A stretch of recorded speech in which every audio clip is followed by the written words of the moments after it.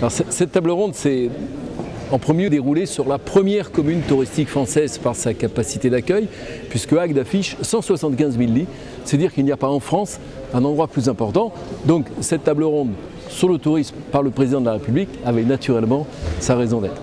Nous avons évoqué différents enjeux qui sont des pistes de réflexion pour essayer de dessiner ensemble un nouvel avenir pour notre tourisme d'abord au niveau national, mais également aussi notre tourisme au niveau régional. Le fait que la pérennisation du système de la TVA à 5,5 soit confirmée, ça c'était une attente qui était attendue par toute la profession. Et nous avons également parlé de l'immobilier de loisirs, puisqu'il y a dans la région un groupe qui réhabilite du patrimoine. Donc c'est trouver le lien entre le patrimoine vivant et le tourisme. J'ai créé Garrigae, qui a pour vocation de réhabiliter et rénover le patrimoine, donc des couvents, des abbayes, des châteaux qui sont souvent à l'abandon. Et on leur donne une nouvelle vocation, une nouvelle vie hôtelière en fait, et touristique. Voilà. Donc une petite PME qui a une très forte croissance, puisqu'on a quand même créé 120 emplois et 250 cette saison. Et on a le potentiel de créer des centaines d'emplois dans les quelques années à venir.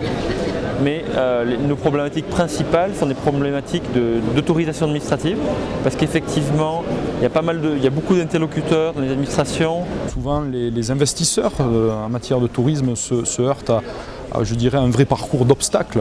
Ils ont affaire à plusieurs administrations, dont le président a dit qu'il voulait justement essayer le guichet unique, un petit peu dans une mesure provisoire pour voir si ça marche.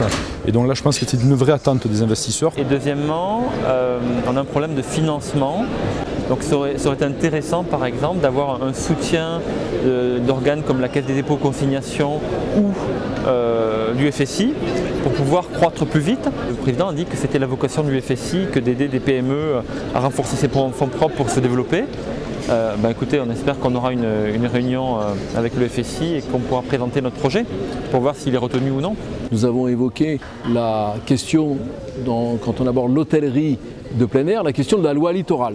Et aujourd'hui, il faut trouver un équilibre, il y a des conflits de réglementation. Mais comment est-ce qu'on pourrait améliorer le système? D'abord présenter un petit peu au président notre profession en lui disant donc qu'on avait la chance d'avoir une résistance face à la crise économique qui était très importante. Je lui ai même précisé qu'on investissait un tiers de notre chiffre d'affaires, ce qui est énorme. Je crois qu'il n'y a pas d'autres secteurs d'activité qui peuvent proposer ça.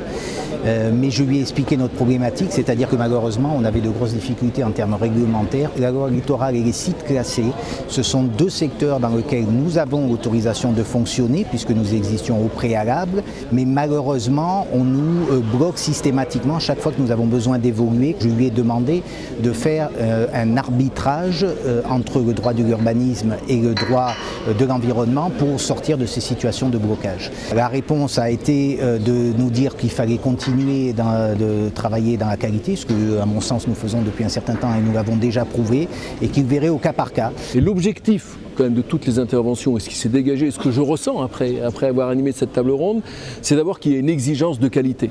Et la bataille du tourisme se gagnera sur la qualité par le service, la qualité par l'accueil, la qualité dans toutes les composantes du produit touristique. Et je crois que si on améliore la qualité, on finira par gagner ce point de croissance supplémentaire dont notre économie nationale a besoin.